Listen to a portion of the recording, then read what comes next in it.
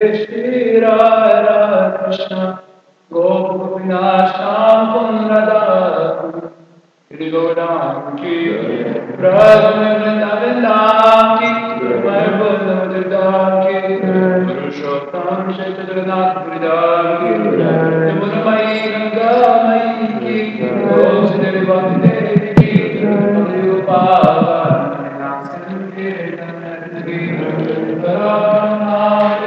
Krishna Priyananda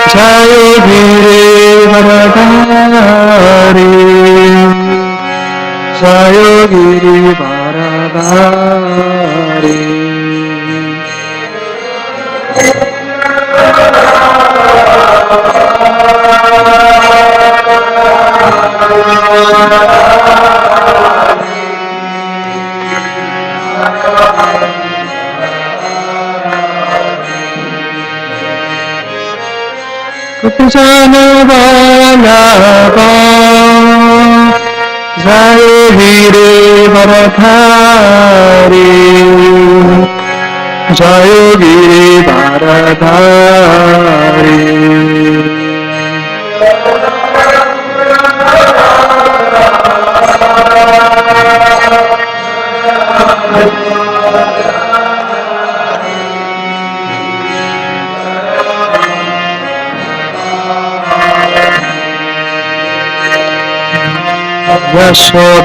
Yashodanandana Jayo Braja Janaranjana Jayo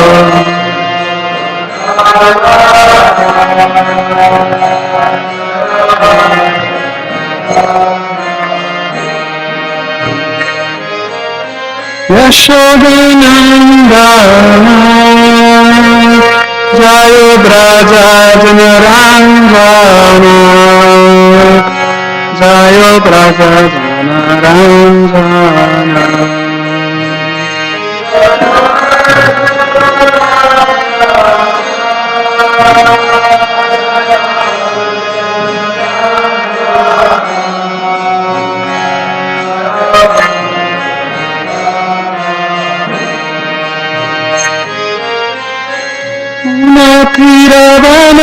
Natiravanachari Jayo Kunja Vihari Jayo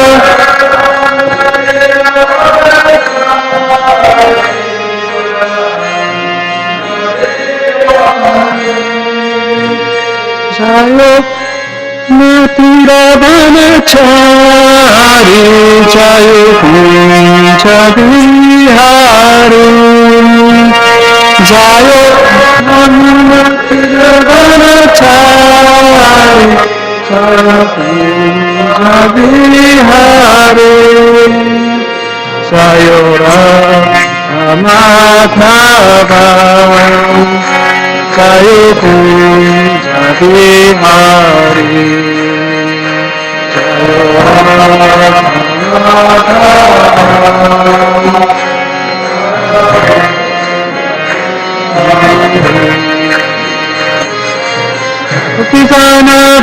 Janavallabha Jayo Giri Varadhari Jayo Giri Varadhari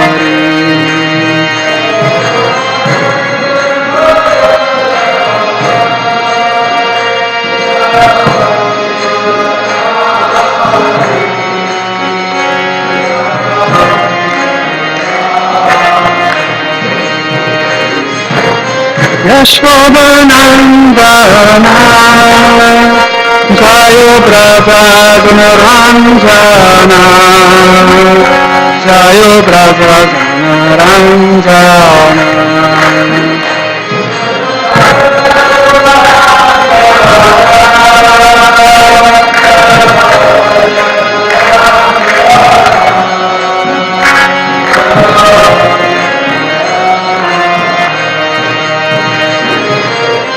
Yamuna Tiravanachari Jayo Kunja Vihari Jayo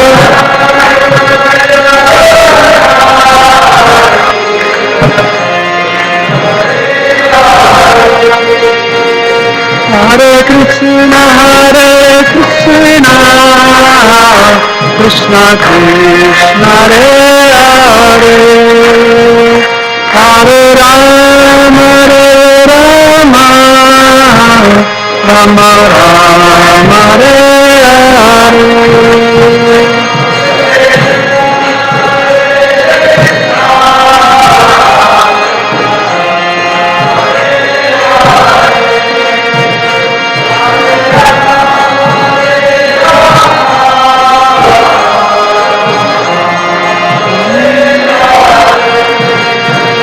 Hare Krishna Krishna Krishna Hare Hare Hare Rama Rama Rama Hare Hare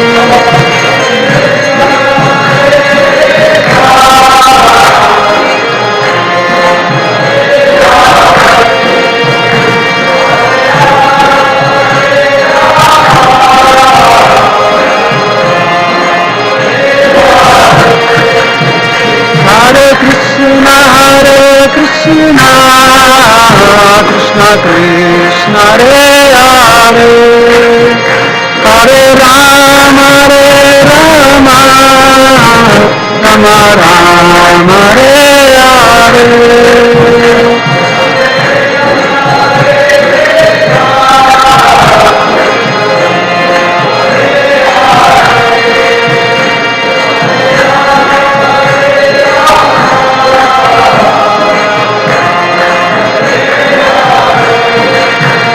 Hare Krishna Krishna Krishna Hare Hare Hare Rama Rama Rama Hare Hare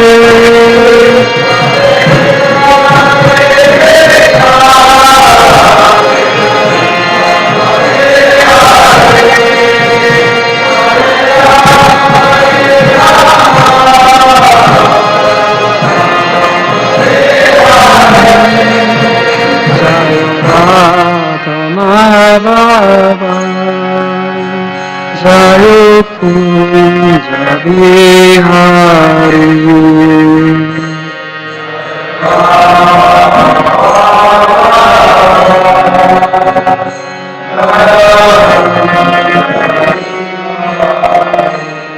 Jaya Om Vishnupat Paramahansa Parivraj Acharya Sutara Shata A.C. Bhaktivedanta Swami Prabhupada Ki Jaya Om Vishnupat Paramahansa Parivraj Acharya Sutara Shata Srimad Bhakti Siddhanta Saraswati Goswami Maharaj Srila Prabhupada Ki Nanta Korti Vaishnava Vrinda Ki Nama Acharya Sri Haridas Thakur Ki Prem se kaho Sri Krishna Chaitanya Prabhu Nityananda Shri Advaita Gadadhara Siva Sadigaur Bhakta Vrinda Ki Shri Radha Krishna Gopagopinath Shri Mukunda Radha Kunda Giri Gopal Dham Ki Shri Vrindavan Dham Ki Shri Mayapur Dham Ki Shri Jagannath Puri Purukshottama Nakshetra Dham Ki Ganga Ki Yamuna Ki Bhakti Devi Ki Shri Mati Tulsi Devi Maharani Ki Grantara Srimad Bhagavatam Ki Samaveta Bhakta Vrinda Ki All glories to the assembled devotees, all glories to the assembled devotees, all glories to the assembled devotees, all glories to Sri Sri Guru and Sri Gauranga.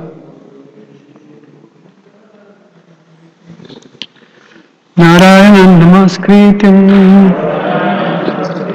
Naram Chaiva Narottamam Devim Saraswatim Vyasam Tatu Jayam Dirayit. Reading Srimad Bhagavatam, Canto 5th, Chapter 18, The Residents of Jambu Dweep Offer Prayers. Text 30. Om Namo Bhagavate Vasudevaya.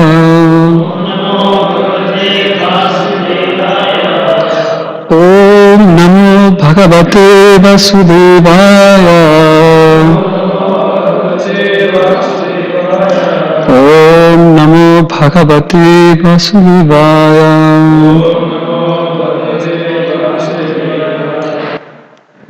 Om Namo Bhagavate Akuparaya Sarvasattva-guna Visheshanayam Palakshitastanaya Namo Varshmane Namo Bhumne Namo Namo Vastanaya Namaste.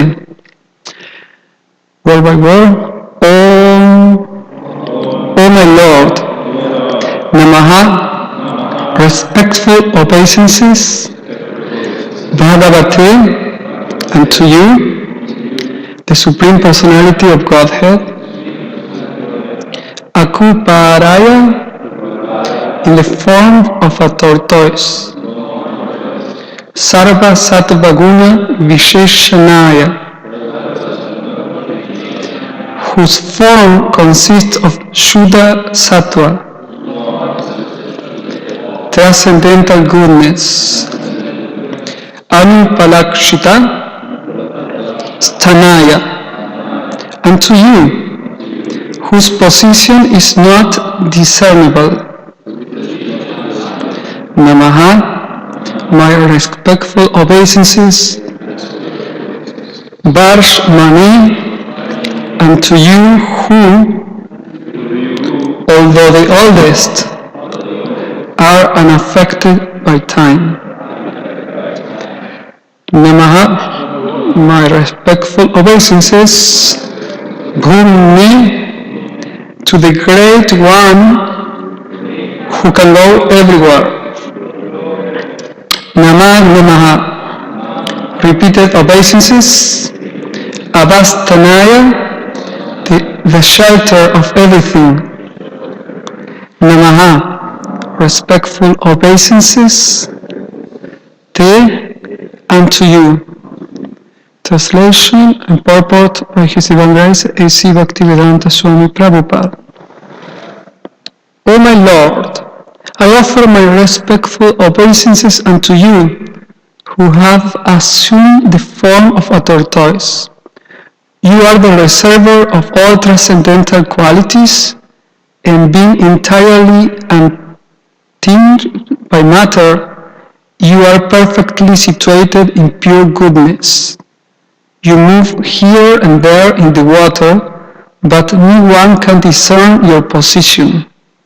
Therefore, I offer my respectful obeisances unto you, because of your transcendental position. You are not limited by past, present, and future. You are present everywhere as the shelter of all things, and therefore I offer my respectful obeisances unto you again and again. Purport. In the Brahma Samhita it is said, Goloka eva nivasati akilatma bhuta. The Lord always remains in Goloka, the topmost planet in the spiritual world. At the same time, He is all-pervading. This paradox is only possible for the Supreme Personality of Godhead, who is full of all opulences. The Lord's all-pervasiveness is confirmed in Bhagavad Gita 1861, where Krishna states, Ishvara sarvabhutanam hrididesya junati stati. Quote, the Supreme Lord is seated in everyone's heart, O Arjuna. Unquote. Elsewhere in Bhagavad Gita 15:15, the Lord says, Sarvasya chaham hridi sannivishto mataks mriti jnanam apohanam cha. Quote, I am seated in everyone's heart, and from me come remembrance, knowledge, and forgetfulness. Unquote.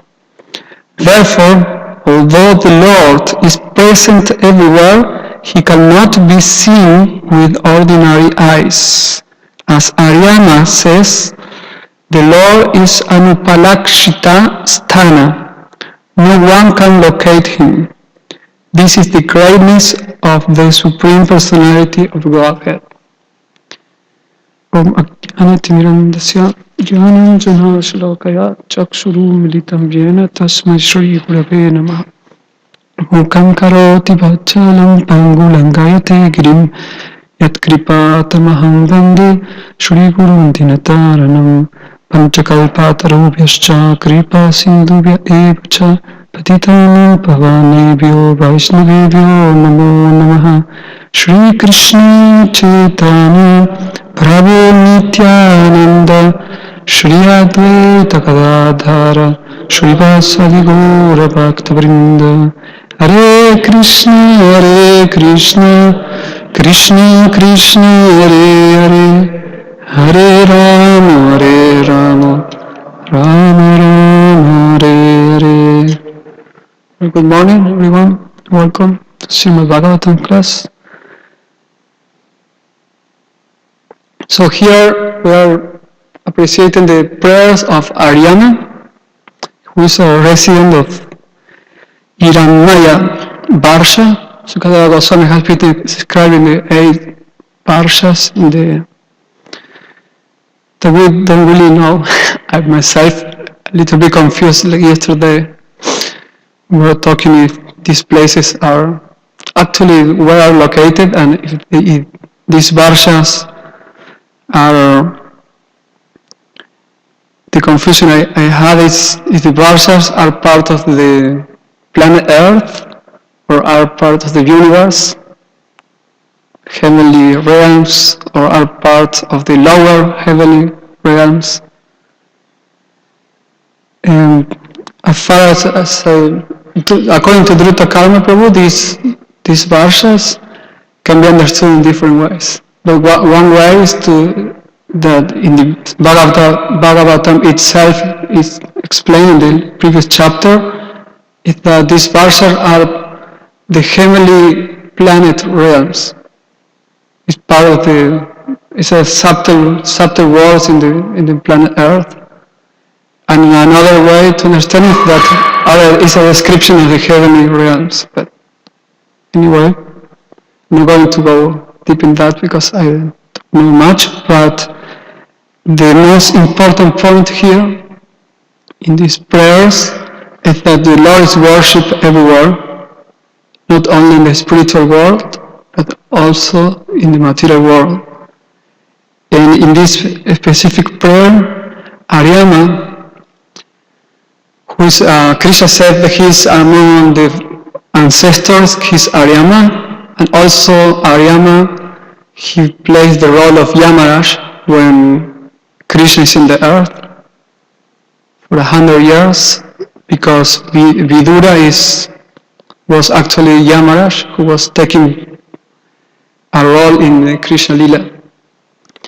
So Aryama is praying, is appreciating the omnipresent aspect of the Lord, how he is present in this cosmic manifestation, and at the same time he is in his own abode.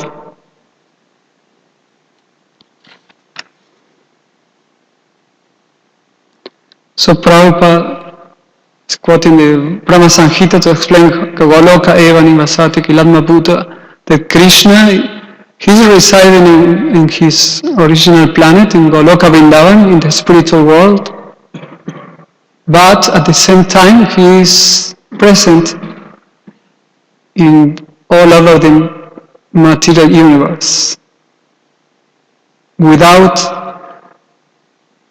being without leaving Goloka Vrindavan. He's still there as the supreme enjoyer, without any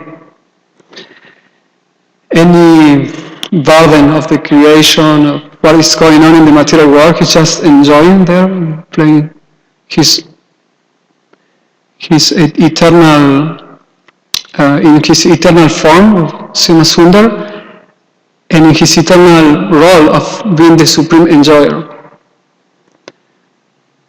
Meanwhile, in the material world, he is showing his love by expanding himself in innumerable manifestations to reach this small amount of living entities called conditioned souls, who are wandering in this universe because they have Bahirmukha, they have rejected Krishna. They have become animical to Krishna, and therefore there is no place for them in that Goloka Vrindavan or any other spiritual planet where Krishna is the supreme enjoyer. So those who cannot live with that personality, they have to come to this material world and have the experience of trying to be the enjoyer, and finally realized that this is an artificial position, trying to be the supreme attractive and the supreme shelter for others, etc. There are many stories and the history of the world itself shows the person rising to emerging as great leaders and very powerful, and then being smashed by time or by other circumstances, and then being forgot through history. We only remember from almost 5,000 years. We have history, and then everything is pre-history. So there is no. So everyone every living entity who has rejected Krishna and is trying to occupy that position can do it only for some time in an artificial way, with a lot of pain. Even if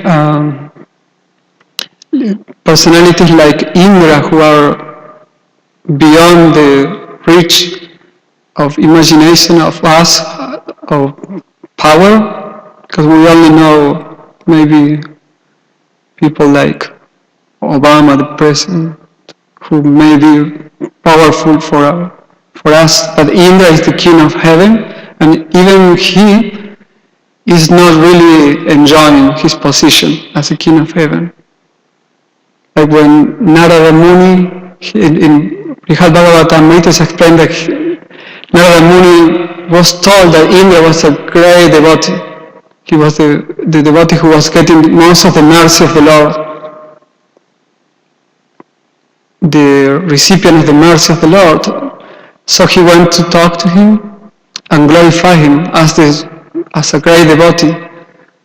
But Indra humbled himself and he replied that actually I am not. I am not receiving the mercy of the Lord. And he started explaining that although Narada Muni was saying, because you are the king, everyone obeys you, and you are the king of heaven, he was explaining all the faults that are coming from that position, how he's always fearful of losing his position as king of heaven, and sometimes he is sending apsaras, or celestial prostitutes, to deviate great yogis who may become so powerful that they will occupy the position of Indra. So he's always in anxiety, trying to maintain that somehow artificial position of being a leader and a shelter for others. And in a very humble way, he also explained that how he even defied Krishna, although that's a lila, but not even after Krishna instructs all the residents of Vrindavan to stop the sacrifice of offerings to Indra and instead giving to Govardhan. Indra became very upset because he thought it was irrespectful to him. And after that he learned the lesson and he understood that Krishna is a great personality, but even though, because his position of being a leader is so confusing sometimes, later on even he again rejected Krishna. when Krishna went to Indra's kingdom to look for a parijata flower to Satyabhama, so Indra was thinking that even Krishna was attached to ladies now, because although he is God, but then he became very attached to his young pastimes, and so he even rejected he didn't want to give the parijata flower, and then he was chastised again, and he understood the position of Krishna. So he's saying, I cannot be a great devotee, the recipient of the mercy of the Lord. He's just chastised me sometimes. So even if we have a great position like Indra or even Brahma, even Lord Brahma is not very happy and comfortable in that position. Actually, they are doing that for service. They are occupying that position. But most of the conditioned souls are trying to get similar positions of being the supreme enjoyers. And it's not possible. And the only way they can feel or we can feel that we have some position of superiority in this world is through Krishna. Krishna himself, he gives the smriti, the remembrance, he gives the knowledge. Sarvasya chaham hridisa nivishto. He's expanded as Paramatma all over the creation in every living entity, and he is giving the forgetfulness so living entities can somehow feel superior under illusion, under forgetfulness of their position, infinitesimal position as servants. So in that way, they also are unaware that Krishna is watching them, or we are unaware, not realizing that he is all over the creation. Although he is in Goloka, he is expanding himself in his avyakta murtina, his unmanifested form. And he's watching all these living entities, like us, struggling to establish some position of superiority. How do you feel about having a camera here in the temple? We have a camera in the different parts of the temple, so anytime we are like going to the temple morning time, there is a camera watching us. So behind that there are other devotees, some devotees who can go and check what's going on in the temple. That's for security reasons, but how do you feel about that? Very Krishna conscious. I think you said it in the right way. Another thoughts? Like, you feel good? Yes. Good. Nobody feels intimidated?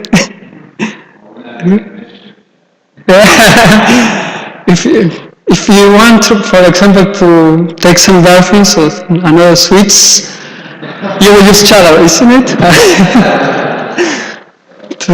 You may feel uncomfortable if you're taking some special present for you. Upstairs, we don't supposed to take upstairs, but if you take, you have to sky. So, some people complain nowadays that we are being watched by the government all over. If you enter a store, there is a sign which says, "Smile, that we are watching you." So now we are also having in the temple, and right now we are being broadcasting. So Siddhartha Prabhu, he said that makes him more Krishna consciousness. And I guess because we can relate that with Paramatma. The reality is that we are being filmed all the time. And wherever we go, there is a camera watching us. And they are more sophisticated than the ones that we can get now. We cannot even see it. We cannot locate the presence of the Lord. He's called Anupalakshita. So no one can locate him. So we can locate the cameras here where they are watching, but we cannot locate the Supreme Lord who is watching us all over through his different energies. So there is not any place, even in the material universe, that we can hide. There is no place in the earth, there is no place in the temple where we can hide from Krishna. We can hide from human beings and others. So that awareness of being watched by someone else creates different feelings. Some may feel like police. The presence of police for some people brings a kind of security, of shelter. So police is coming, don't worry. When something is, we hear sounds and someone wants to rob us or enter our house, or we're walking in the streets alone and it's dark and we see a police man, then we think, oh, we are okay. There is police here. Some places you can think like that. So some places I know that people are afraid of police even, but in a general terms, some people feel comfortable, and those who want to do some mischief, they feel totally uncomfortable. Police is here, they cannot do anything, so they are trying to look for another place to to perform their acts. So in the same way, to feel the presence of the Lord all over the creation can be uplifting or can be a reason for lamentation. Therefore, there are many even people who could say, in order to enjoy self-gratification in an irrestricted way, the karmic way, they will create different philosophies to explain that there is no God, so they can tell people and promote their ideas. These are called melodrammas. So they promote social planification for the society and philosophies, so that people can understand that the goal of life is to enjoy these senses and body, etc., in an irrestricted way. Nobody can stop you, or nobody should say what is good for you, what is bad for you in your life. And in order to establish that, they have to establish that nobody is watching you. You can do whatever you want. And because of that, for the soul is natural to feel in this way, that the presence of someone is always watching us. It's in our history. So therefore, we always want to we may want to make sure that we are alone. If you want to do something like, I don't know, like if you want to kill someone, you will look everywhere and make sure nobody is watching you. And if you are a religious person, you are in trouble. And you may even, like, there are some people who even pray the Lord, like, please allow me to, even though they want to rob or they want to kill someone, if they have some religion still, they will ask for forgiveness. Forgive me for doing that, but I cannot restrain myself. Then they will repent. But in our society, it's more spread the idea that there is no God, and so we can do everything. This is Krishna.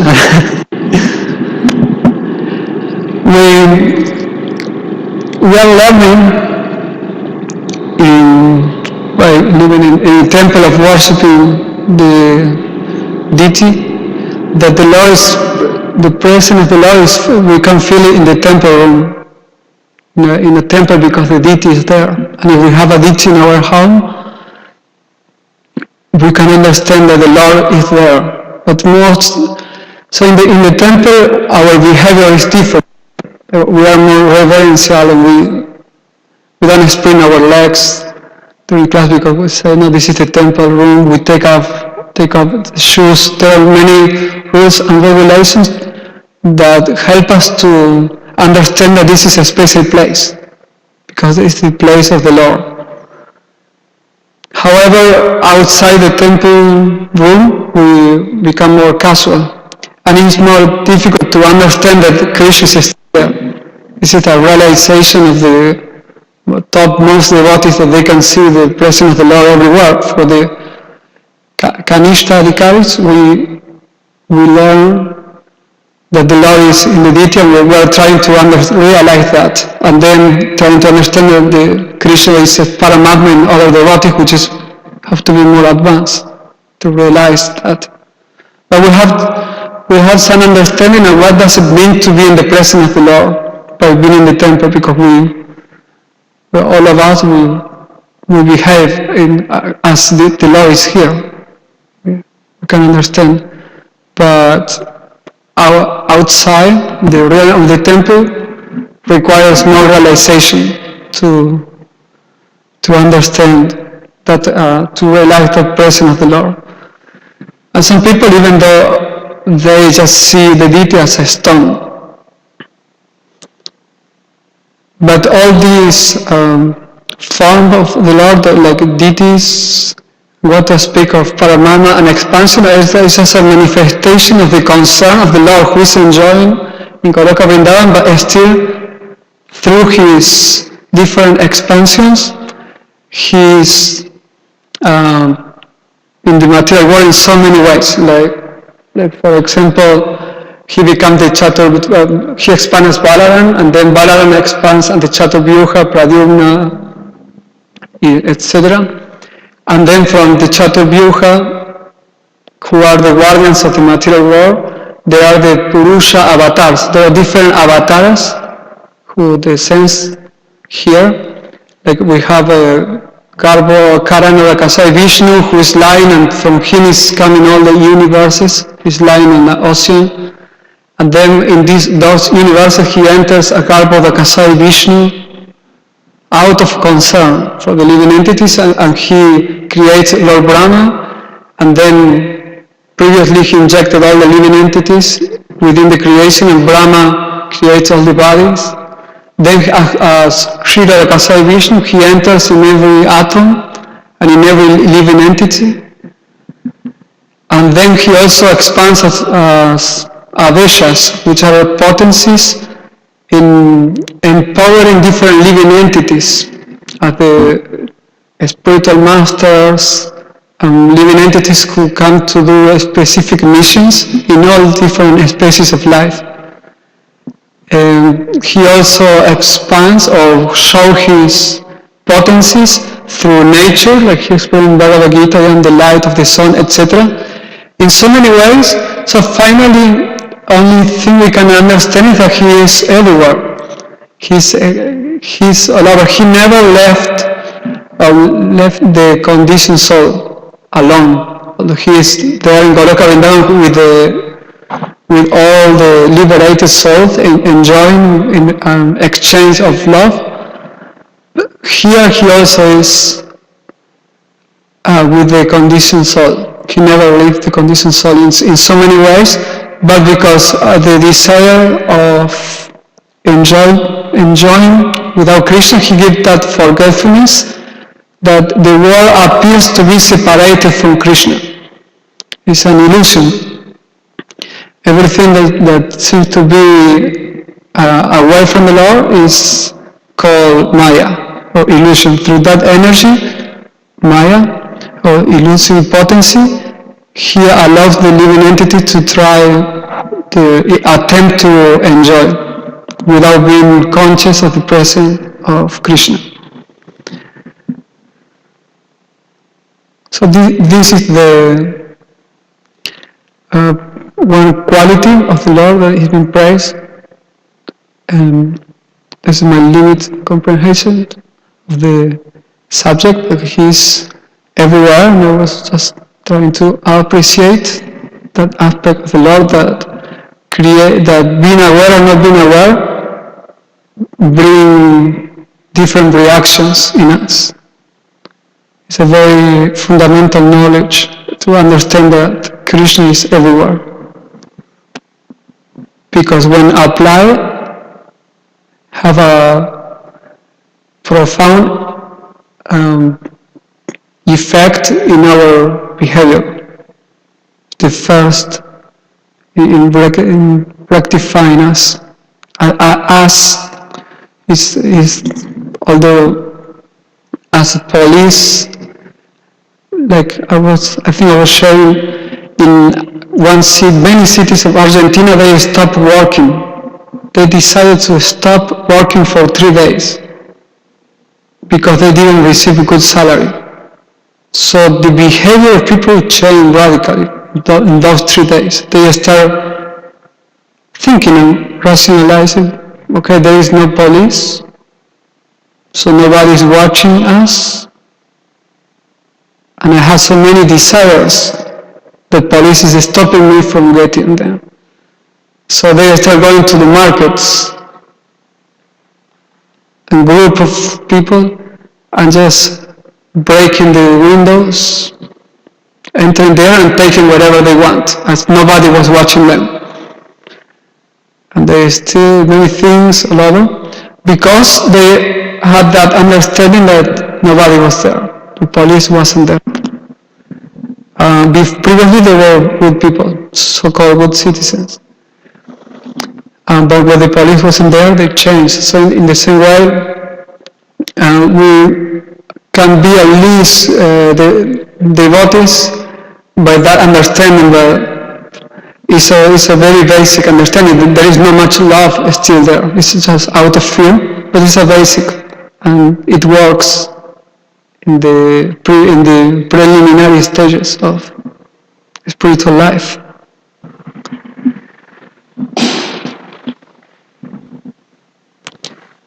Finally, most of the people who were stolen in Argentina, they were caught because of false ego. They were posting on Facebook everything they were getting. Like, we did this, and they didn't know that police can get them the other IP address and many things. And so they were putting their mask in the picture. They were with masks, cover head. So finally. What to speak of Paramatma if the even police can track people in so many ways. So this Paramatma watching us can make us more humble and more aware of whatever, even our thought, everything, and the feelings of loneliness that one may feel. Also, it's an illusion. We can understand everything is I'm alone. Illusion, because Krishna is there. But how to access? That's a process. That's what we're trying to learn. How to access to that, to communicate with Paramatma. So just one thing about Kurma Dev, because this question is about Kurma Dev regarding what it represents. We know the story of Bhaktivinoda Thakur. He was building, like by 1891, I think, he was building a special place for the Gaudiya Vaishnavas called Bhakti Bhavan. I don't know, it was outside Calcutta in the right way, so I think on the way to Puri or something. Do you remember? Well, that place, when Bhaktisiddhanta Saraswati was a child still, when they were doing the place, and they were digging, to make the foundations of the place, and when they were digging and digging, they found a deity of Kurmadev. And it was very symbolical because he was acting at the foundation of the building, Kurmadev representing, because he was under earth. And in the pastime of Kurmadev, which is the Lord in the form of a tortoise, he appears because the demigods and the demons are trying to get nectar from an ocean of milk. Every day I'm seeing, just now I was chanting the ocean of milk. It's a question of dimension only. But every day I have an ocean of milk, so there's nothing to be so concerned. For a microbe, a very small living entity, a glass of milk is ocean. What to speak of a big pot, Sunday feast making. So anyway, the Lord doesn't care what good we live or not, because He performed wonderful pastimes, and if He has to perform according to our thinking, nobody will read Srimad Bhagavatam. It will be so boring. But the Lord makes a wonderful pastime, so we can really enjoy His transcendental activities. So the demons and the devas, they were chowing ocean of milk with a mountain. And the mountain was being used with ropes, and the rope was everyone is a personality there. The rope was Vasuki, a special serpent. So they were using, like, chowing the ocean of milk. And at one point the mountain was sinking in the ocean, so they started praying to Lord Vishnu. So what should we do now?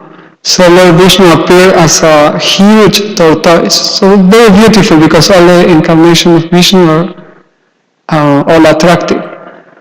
And that huge tortoise was like 800,000 miles. So a thing that we cannot conceive. And that tortoise entered in the ocean of milk and was acting as a pivot. So the mountain was placed on the shell of the tortoise, so it was acting as the foundation. So everything was working well in the channel of the ocean. So Kulmadev also represents that foundation in the spiritual life, and Bhaktivinoda Thakur, when he found the deity of Kulmadev, he instructed Bhaktisiddhanta Sarasvati how to worship that deity. And he gave all the foundation of spiritual life, which is the Pancharatrika Vidhi, the Vaidhi Bhakti. There are rules and regulations for worshiping the deity.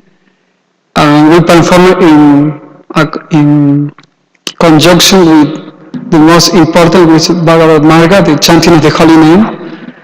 And these two aspects of bhakti make the foundation for our spiritual life. The importance of a foundation can be explained in a forest, like with roots instead of foundation. We take the roots of the trees. If we go to many forests here in America, they have big trees, and when there is a storm, many trees may fall. Especially some trees especially those who are very tall, huge. They fall down, and then if you see the roots, they are very small. The roots, they grow up so fast. And there are other trees that may not be so huge, but they are growing on underground. They have deep roots. So when there is a storm, they don't fall. But they look maybe tiny trees. They grow slowly because they have to develop roots so they can grow up then without the danger of falling down. So in spiritual life also we grow in two dimensions. It's an external dimension that everyone can see here, and everyone can see, oh, this is a beautiful tree. This devotee is a beautiful tree, is giving so many fruits, etc. But we cannot see the roots. And when there is a big storm, a devotee who may grow only as a tree very fast on the superficial level, may find serious difficulties. However, those who have deep roots that nobody can see except Paramatma or the spiritual master, they will have enough strength to go through many tribulations that are coming because are part of this material world. So these foundations, all these, the practice of bhakti help us to, especially Prabhupada make emphasis in the number of rounds to fulfill our quotas. That's also work as a foundation, but with the consciousness that we have when we chant, etc., everything is up to us. I mean, of course, the mercy of the devotees, but we are the only one who's checking our mind when we are chanting. So, this is part of foundations. Okay, I think 8 minutes. If there is.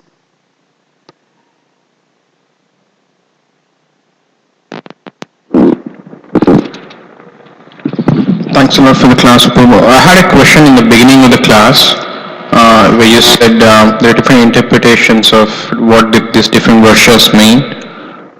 I have a question related to that, not exactly that. I mean, in all the epics, in all the epics and Puranas, like Mahabharata, Ramayana, and also, I think in the Dhritarashtra section of Bhagavatam, it's said that the serious spiritual aspirants who are not exactly devotees but who need not be devotees, sometimes devotees also, proceed in the northerly direction. They proceed towards north. Like the Pandavas when they... Yeah, everyone proceeds towards north. The direction is called north.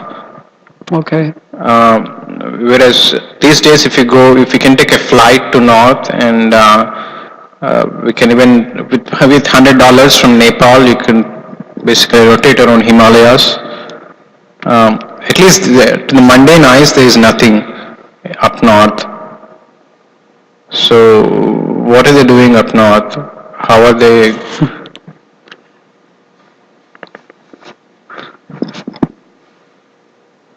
Regarding the Himalayas, we understand that Madhvacharya, he went to north, he went to the Himalayas, but to meet Vyasa, because there are subtle realms in the Himalayas, and there are some sections of scripture which explain that there are living entities, self-realized living entities who are living there, or incarnation of the Lord, like Srila Vyasadeva, and they are still there.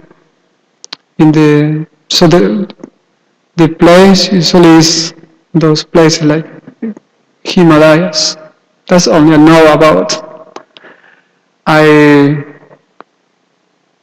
That I can say. There are places. There are special places that we cannot see in the Himalayas, but exist. So is Kailas also in Himalayas, or I'm just trying to understand? You refer to Lord Shiva's above? Yeah. I was reading that Dr. Kama Prabhu explained that sometimes Prabhupada said Kailash is in the earth, and he said the place, but in another part, Kailash is in a heavenly realm. So it's something. If you wanna know more, I can give you the book that have different quotes. I can articulate that. I have here. So the Vedic Cosmography and Astronomy by Richard Thompson, Prabhupada disciple. And they did some investigation there, so you can have the book. But there are different. It's not something like it's really like you can just give a statement, because there are different quotes. Thanks, bro. Srila Prabhupada aquí. Sí, cantará Srimad Bhagvatam aquí.